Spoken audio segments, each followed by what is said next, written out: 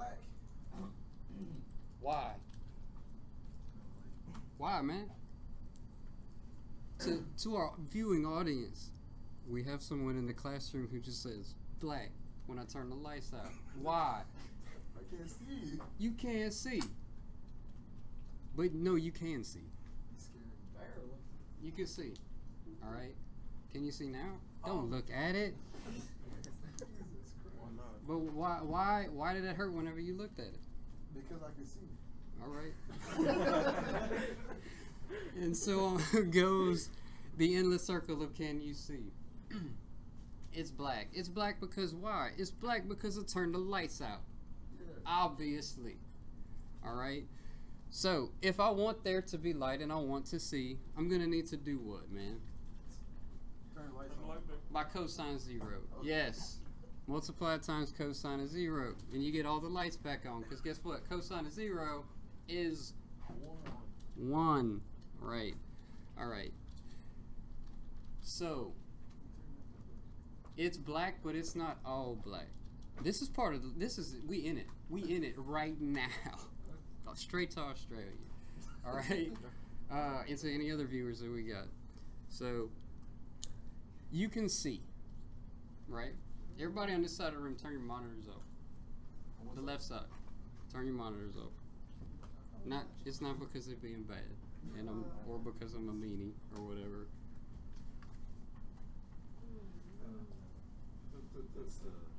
Press the circle button. There we go. Can you see them? You can see them a little bit. Why? What, Dylan? Turn your monitor off, man. You ain't faking nobody out. That's still color, right? You can see them. Black. Who said Trey? Why can you see them? Because the TV's bright.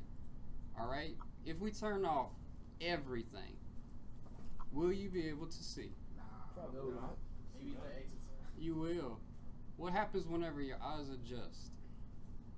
Whenever you walk into a dark room, you find that your eyes adjust. And what do your eyes adjust to? They adjust to the light level. Okay? There's always some ambient light. Okay? Not to be confused with ambient, minus the T. Ambient light. Alright? Fix it in post. So, ambient light. This is a light that is going to be consistent throughout. TLC had a song called The Red Light Special. Does anyone remember this song? Sing it. Cause the red light special, dun, dun, dun, dun, dun. It's a real song. I don't do it justice, but it's special because there's a red light. What kind of red light? An ambient light. What does that light do? It sets the mood. All right, that's the point.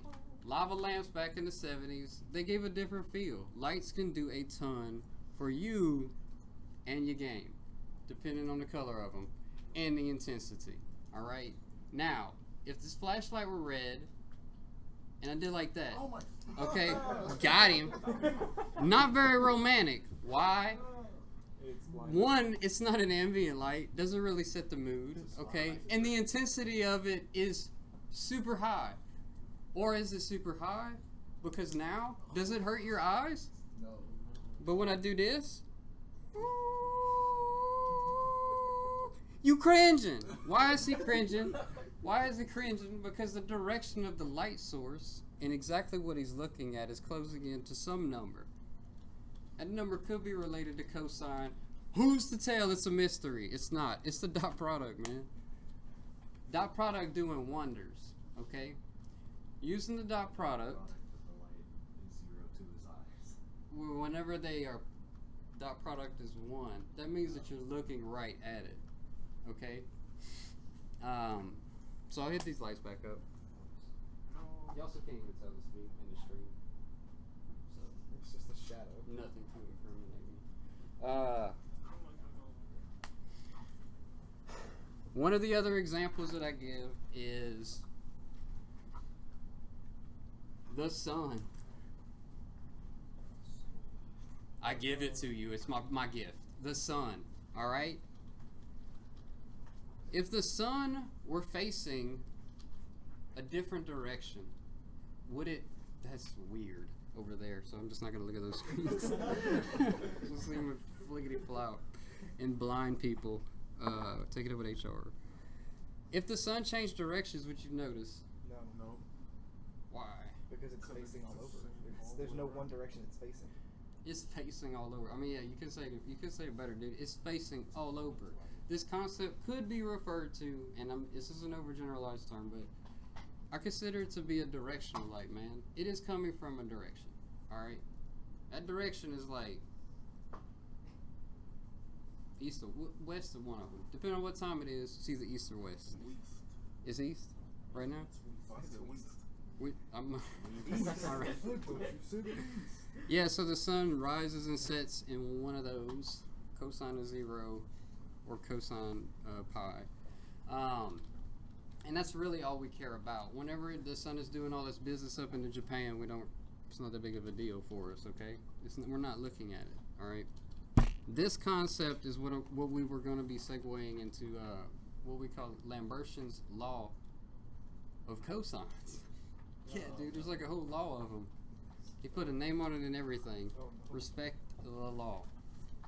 Speeding tickets. Okay, so I'll be going over these slides. I fought the law. Nope. No. Not that one. All right. So you could take notes, but in all honesty, like I'll post notes. This one's important for you guys to just participate and listen. Lighting in games versus real life. Disclaimer: I am a scientist, and I'm not that kind of scientist. All right, I do know math, but like I'm not gonna sit here and pretend that I know exactly how, the predator bending of light and all of that works. Okay, I can give you guys the most correct information about what I do know, and then we can entertain notions about the math that we make up later. All right, so the different types of lights that we have. We have ambient light, which we talked about with the monitors and TLC. Yeah. T-Boz, left eye and chili? Nothing. Okay. Was I supposed to say something? Yeah, I know you listen to women music, like Taylor Swift. Ambient light, point light, directional light, and a spotlight. What kind of light is that? He didn't even flinch, but what a monster. Or, like the kids like to call it, savage. So, a point light. What's a point light? Light that points in a direction.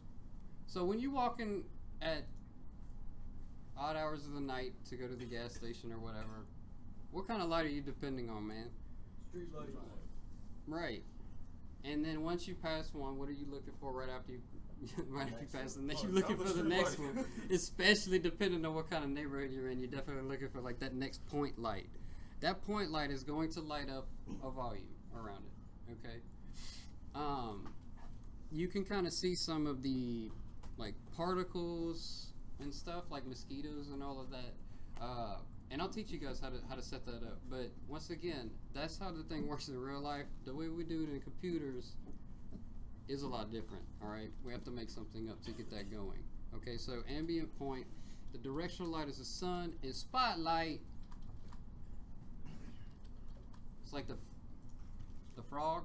WWWB. They spotlight him.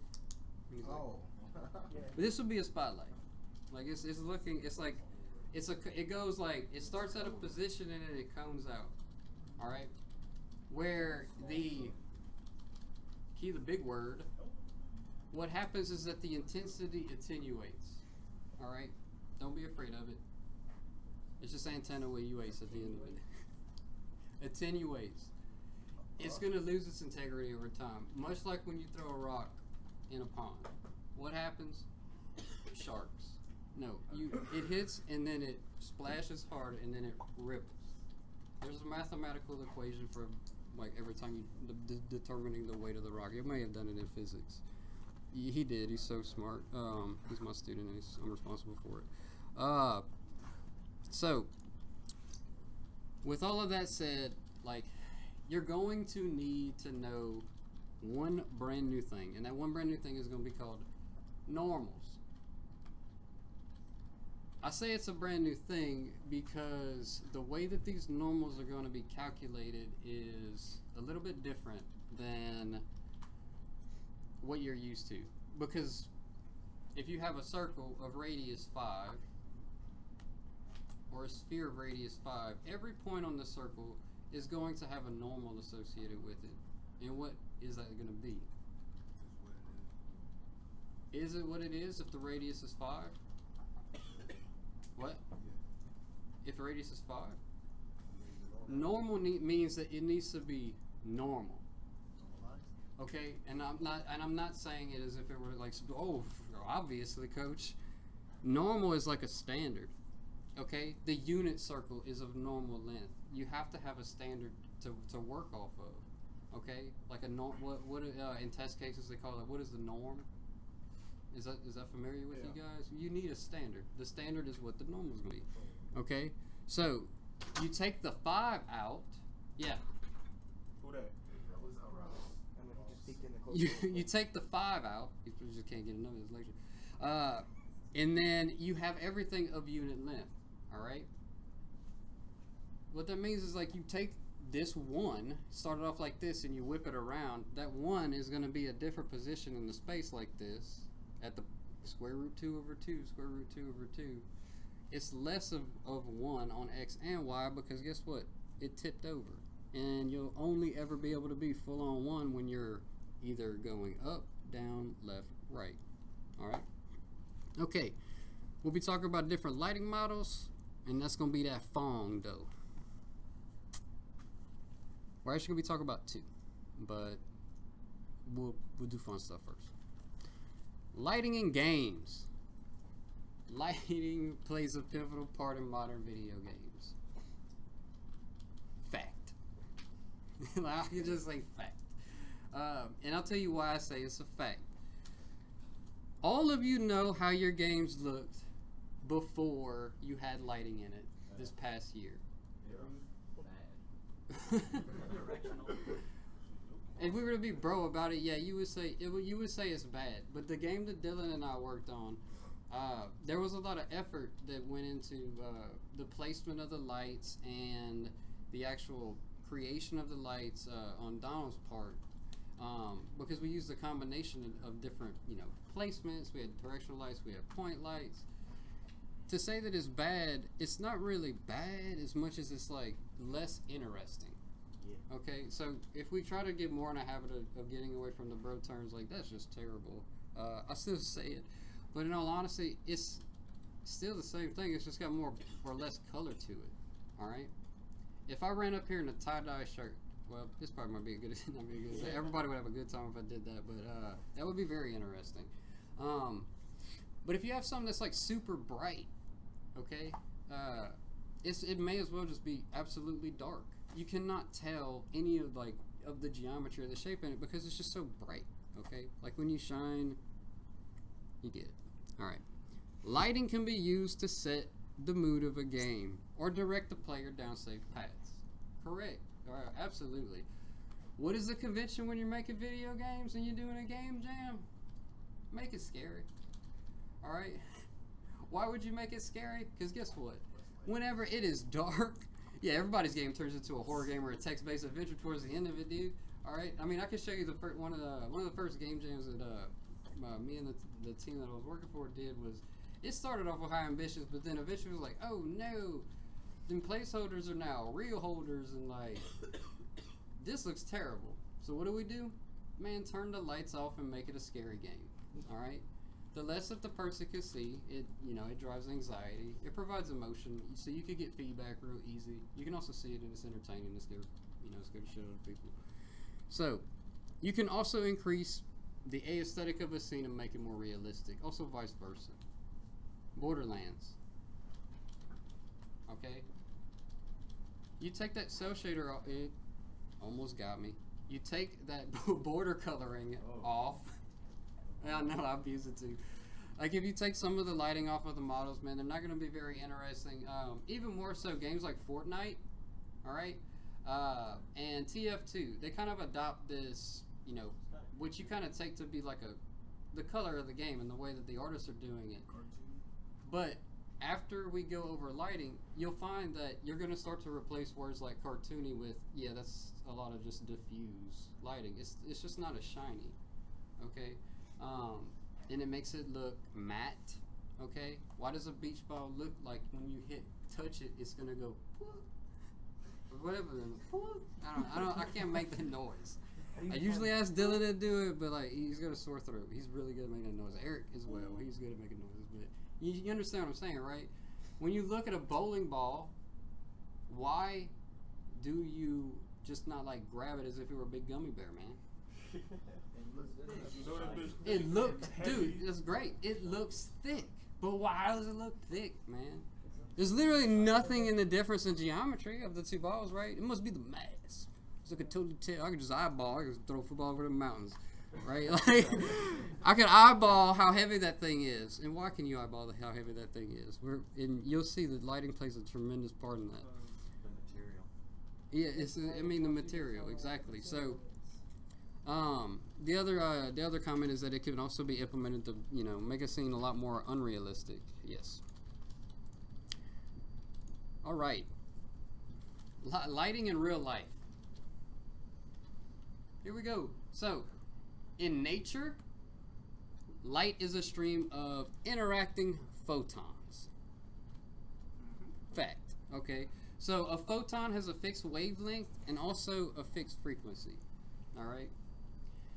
The frequency at which you receive this light is going to determine the actual color of it. Like if you think about rainbows, right?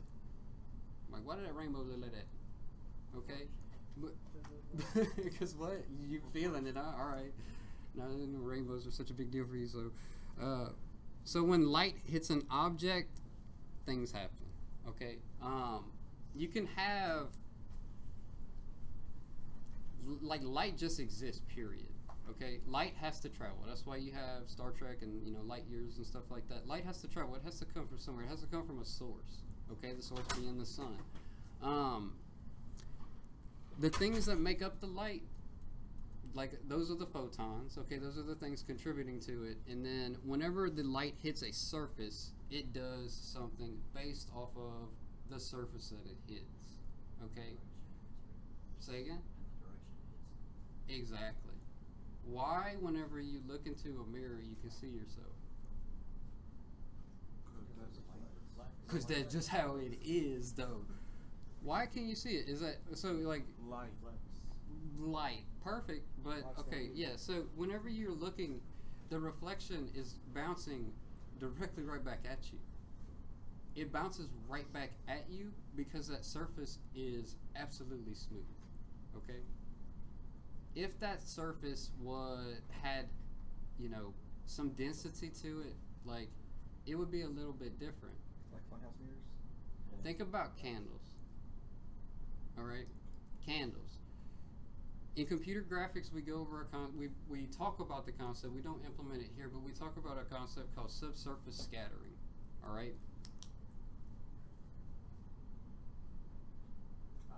So you can see that, like, hit the light real quick. So this light, you just drop them all, dog. Right, red light special. So this right here is kind of what I'm getting to is like light is going to hit my hand. The material or, when the photons hit my hand, something's going to happen. The light is going to get absorbed, okay? And then it's going to come out of, what it's going to try to come out of, the direction of the light. What happens is that it hits and then the light begins to displace through the skin, okay?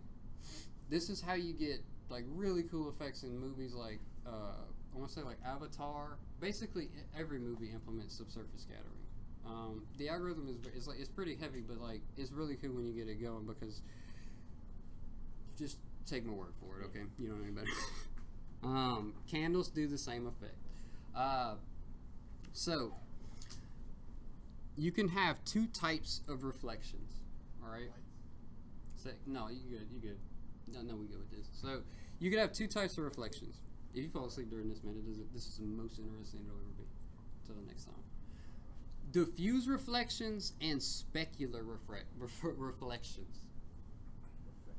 Refractions. Specular. What does it mean for something to be specular? Okay. Anybody? Tiny. Spectacles. This is important to actually remember. Okay, a specular reflection is going to behave with respect to your eye. Okay, a diffuse reflection gives no shits about it. Fix it in post. But seriously, this is the two things to remember so far. Diffuse reflections do not care about the eyeball. Specular reflections do.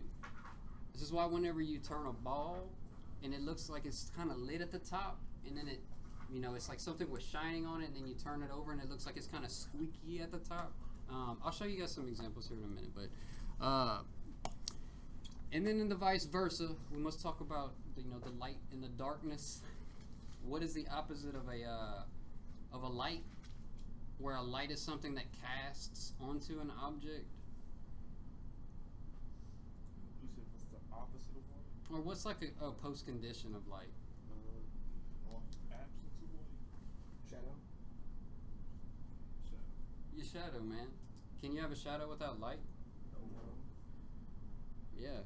So, awesome. I can't wait to watch this when I get home. So light reflections. So light arrays emit from a source in a direction. This is called the incident ray. All right?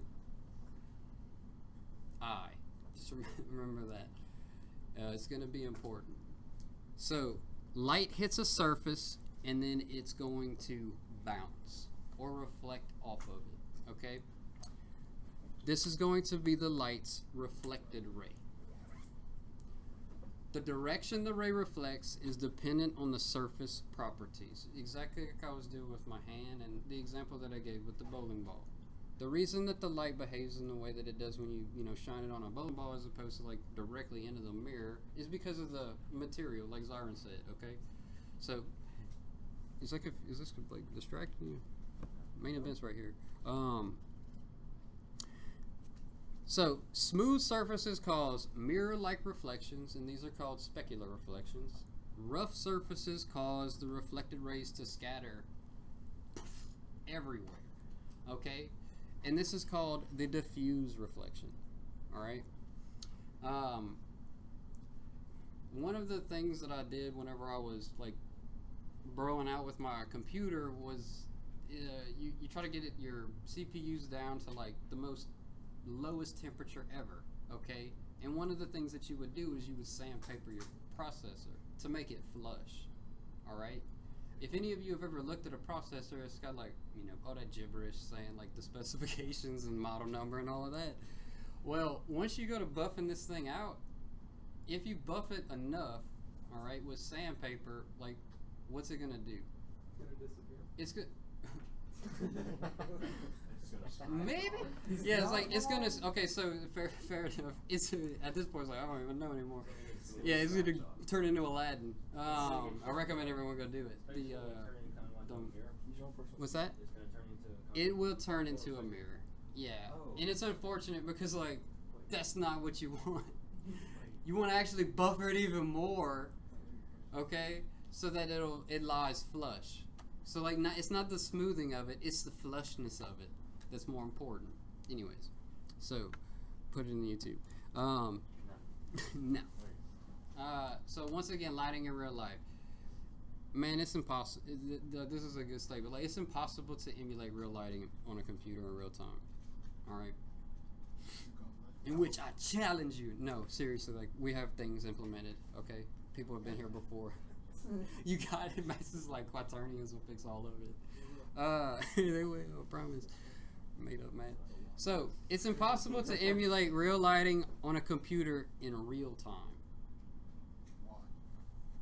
Because it's absolutely computationally impossible to account for every single piece of light. Like right now, man, there is so many different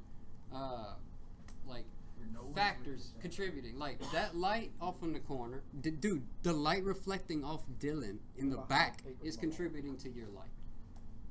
everything is contributing to everything. Like this is a matter of like like I'm pretty sure it's, let's just say NP. Okay, like it's an NP type problem. Like this, it would go on infinite. It's trying to reproduce and emulate every single thing. So, in the lecture, that's it. It's impossible. No. So what do we do? The convention that you're going to hear in your second year is like you'll say that this thing is impossible to do in real time. So what we do is an approximation. We guess it out. All right. It's a theme in programming, and whenever you move on and do your careers, it'll be a theme. Trying it, don't work. Trying to kind of work.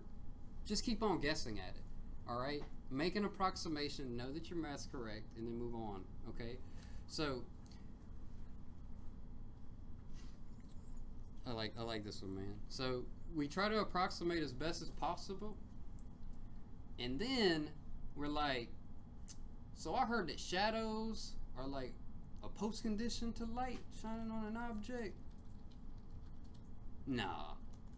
We're just going to put that off to the side and then smoke and mirrors it. And it's exactly what we do. Like, we don't shine a light on something and go, okay, you have this much darkness on the surface. Okay? Like, seriously, like, I mean, based on the position of the light that you shine on a thing, then you're going to need to do some other calculation that takes in the actual geometry, okay, of the object, then project that thing on some arbitrary surface. If somebody's walking around and then there's like a hill, you're going to need to skew the shadow. That would be ridiculous. So we don't put it, like, that's not in the lighting calculations at all. We just smoke and mirrors it. And we go over shadow implementation, okay? This right here, though, is pretty good too. So we can also use offline rendering algorithms that are slowly gaining real-time implementations, okay? I know one of these, the other one just seems like something from Star Trek. But ray tracing, okay? So this is a concept that you'll you'll hear about at least whenever you work with the artist. So they use a program, it's called Mental Ray, all right? And I believe that Mental Ray actually implements ray tracing, and what it does is it does a sample per pixel based on where you're looking at, okay? And does, you know, the calculations like per pixel, okay? Based on where your eye is. Why could I do this in, you know, like offline rendering and not in real time? Because your eyes move like that, like you can't accommodate for how they usually be doing all of this and doing all kind of 720 no scopes. You can't do that in real time, but you can do it in, you know, pre-render. You can do it in movies because people aren't interacting with their stuff. Okay, they're also not spinning around and, you know, crouching real fast. So, lighting in games. In games, we simulate lighting by calculating colors on visible pixels depending on if the light is shining on it.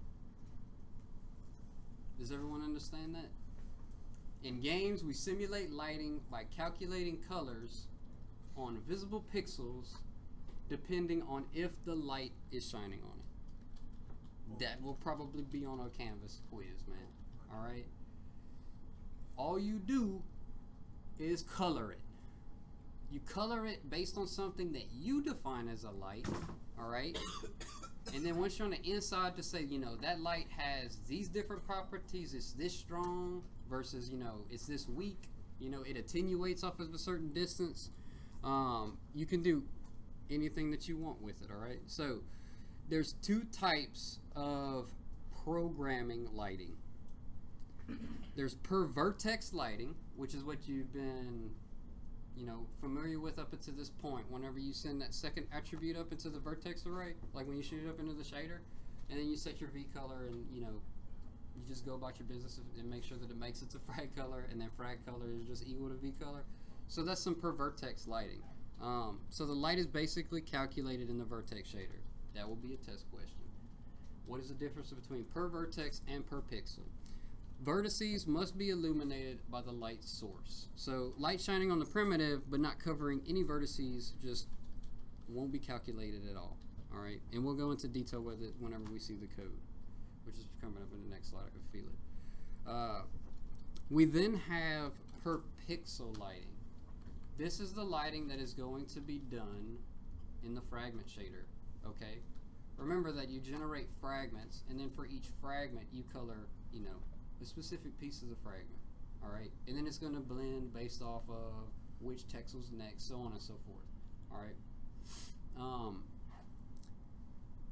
Each pixel calculates its own lighting rather than receiving interpolated light color from the rasterizer. If you don't know, that won't be a test question. If you don't know it, you can look it up. You'll have a pretty deep understanding of it here whenever we go to code it. And then you can have basically like higher resolution lighting.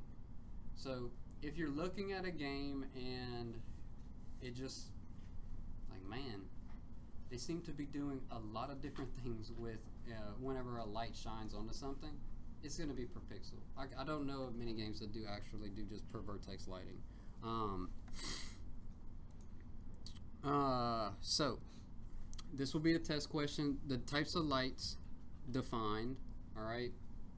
Ambient light represents the ambient reflected light in a scene when there is no light directly reflecting off a surface. For your assessment for lighting, you will have to implement an algorithm for ambient light.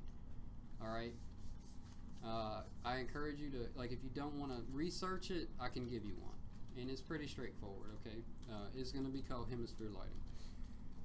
Directional lighting.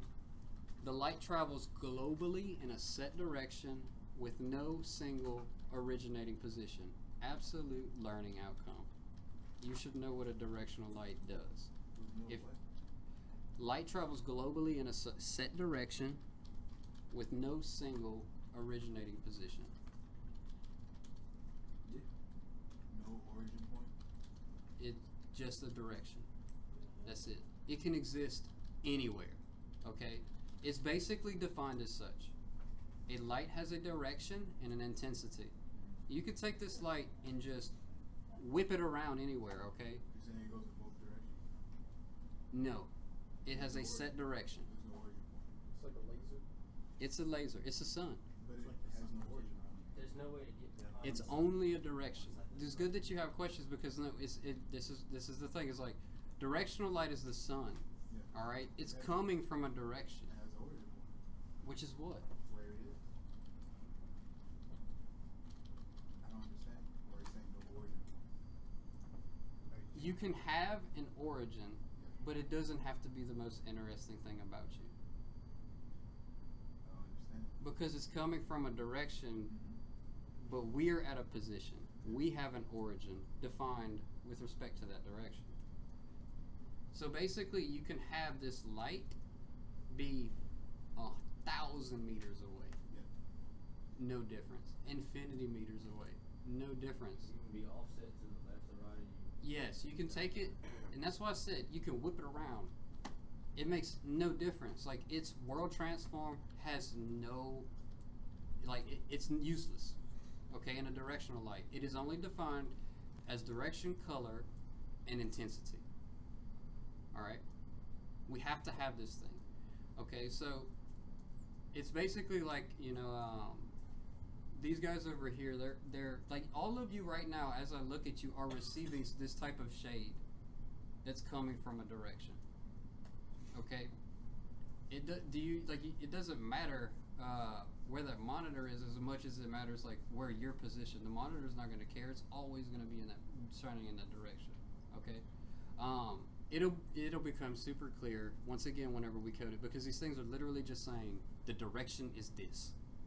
Okay, and you can be grateful because, like, there's no transforms or anything to worry about. You just query the whatever you define as a direction. Point lights. So a point light emits from a single position outwards in all directions. Remember, go and get, you know, dip or whatever, like late at night. You're always looking for the next street light. Okay? So the light emits from a single position outwards in all directions. This is where it could get you, like, this point light can be occluded by other things. Whenever you have, like, these lamps that do this, and then you have a light, it's usually like a light bulb, right? This light bulb is going to shine in all directions, right? Like, if you, like, I'm just holding them this, like, But like, A lamp without a lampshade. I mean, yes. If you look at that, like if you took one of the little cup things off of this, the light's gonna pop out the back of it. It's gonna be occluded. If that were a directional light, the cup don't matter. Like it doesn't care. If it's gonna shine in that direction, it's going to shine in that direction. Okay, this little light of mine. All right, so spotlights are the WB frog, and they emit from a single position in a limited conical direction. We don't get to that one. We're not really worried about that one yet. What's that?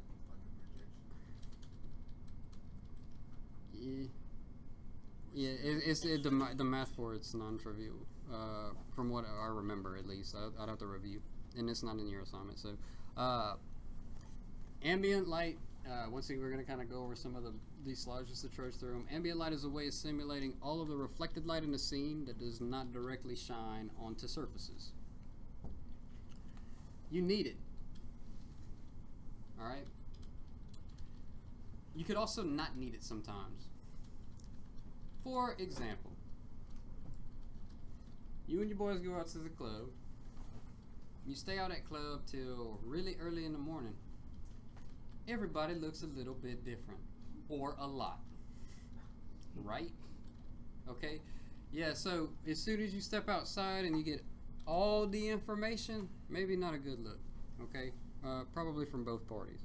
And the ambient light, depending on how much you have of it, is what's contributing to that. So, usually the entire scene uses the same ambient light. Yeah.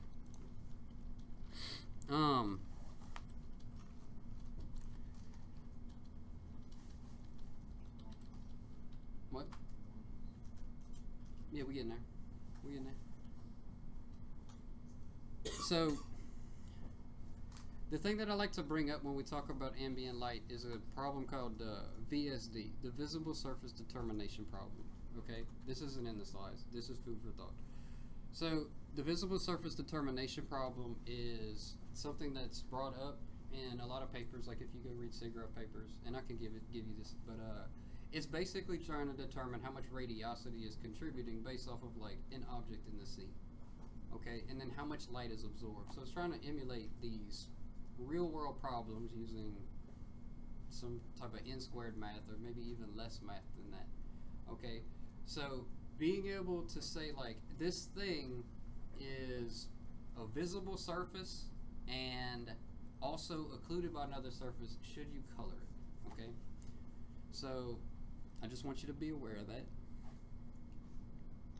because I love all my students. So, directional lights. Directional light is typically a light that falls globally onto every surface in a set direction. What does it mean for a light to fall onto a surface? Come on, dog, you just said it, man. What about them normals, though? How do you cast onto a surface? The light only has a direction. 0, -0.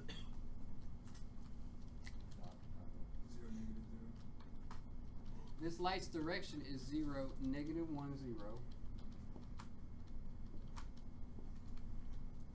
The thing that it's going to shine on is going to be a surface that is smooth. So the normals on this surface do like this. Alright? So this surface is going to be completely lit up. It's pointing right at it. You have another surface like this. Is that lit up? No. Man, why? Because it's not the surface That's it's probably pointing to. right. Say again? It's not the surface it's pointing to. Dude, see, that's perfect. It's perfect that he says it like that. You're right mathematically. It's not the surface that it's pointing to. Yes, it's not the surface that it's pointing to because it's perpendicular. 90 degrees. Alright? This is where all that trig that I've been shoving down your throats is coming from, man. You can take this arrow, compare it against this arrow, then do something with that comparison. Alright? That comparison is usually going to be something with cosine. You take these two things, you're going to get 90 degrees, man. Remember, the position, we don't care about this position. You may as well just have this. 90 degrees. So whenever the angle between these things is going to be 90 degrees, then we're not going to shine any light on it. What does that even mean? Cosine 90 is what? Zero. Multiply that by a color. Anything. Make it up. What are you going to get? Alright. Whenever it shines directly onto it, you're going to get cosine 0, which is going to give you 1. Multiply that by any color. What do you get? The color. All of it. 100% of it. Okay? The 1, you can just think of it in percentages. Alright? It's as simple as that, man. Seriously. Yeah, the majority of this math it really revolves around cosine and its stepsister cosine. And then their stepsister tangent, whatever. And cosecant and all that nonsense. Mumble, mumble, mumble. Alright. So, this is... Why would Don Ray show up on my... You hack the gifts... Yeah. It happens on the fragment shader. And whenever I bring this, I'll bring it up here and show you guys basically how easy it is to set up when we do the activity here in 20 minutes. I'll show it to you. So, most games treat the sun as a directional light, and it is usually the only one. Good enough for me, man. Seems like a standard. Yeah. Or are you for real right now? Look at that. Just-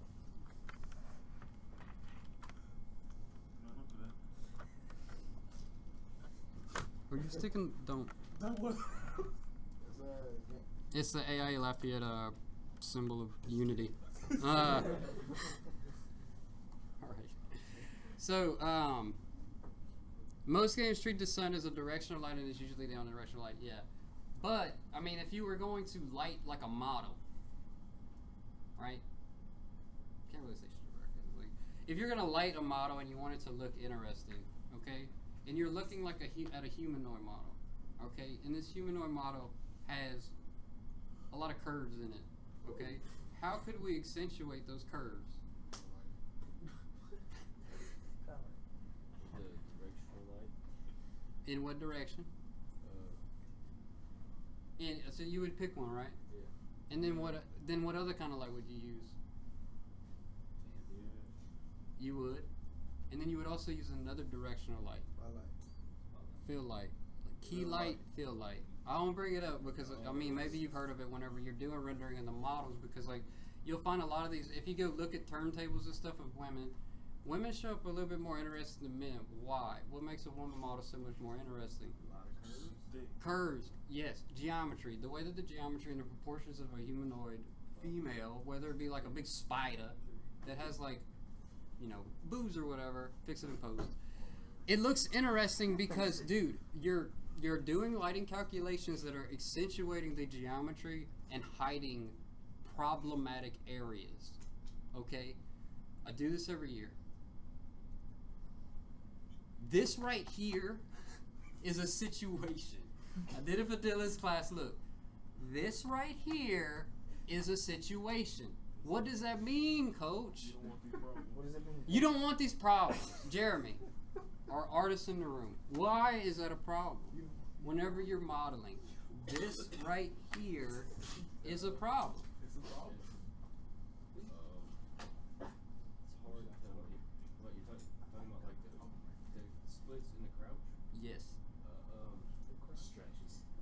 What? Say it. It's very hard to make a uniform four-sided shape. Okay, we could say that it's hard to make the shape. If you're making a model, you're trying to strive for the best topology. Like, you want to draw it in triangle strips, if that were even a thing, to draw the whole thing in triangle strips. But think about it. If you're playing a video game and you're running, what is happening to the geometry in this situation right here? It is stretching, it's ripping and a tearing, it's stretching and a pulling, man. That geometry is doing all kind of stuff, okay? Yes. So the point that I'm trying to make is that in the areas that crease and bend, like elbows, okay, you can fix a lot of the problematic areas just with lighting in general, okay? That's the whole point that I was trying to make with all those inappropriate gibberish. Okay, so any surface facing towards the direction the light is coming from can have a light reflected from it. Yes. This is saying this. If you have a surface like your boy, is that gonna get light? Yeah. Why? It's gonna get less than 1. It's not facing direct. That's exactly how you should think, man. But it's not completely perpendicular to it. That's right. That's exactly how you should think. All right. So, are you thinking really hard about why? Because they're opposing each other. We flip it. It's only we flip it. So yeah, I'll be. That's not something that I'm just going off like to really just listen to it. And I provided the real world example, and then I provided another example here. So what we'll do is we're gonna take a break for 10 minutes. Okay, I'll stop the stream. Hopefully, I'm gonna go evaluate all the questions that I know you guys have been writing up in there. While there's some chat. All right, this situation right here, emoji. Then I have to cut that too. But yeah, we'll pick it up in 10 minutes, man.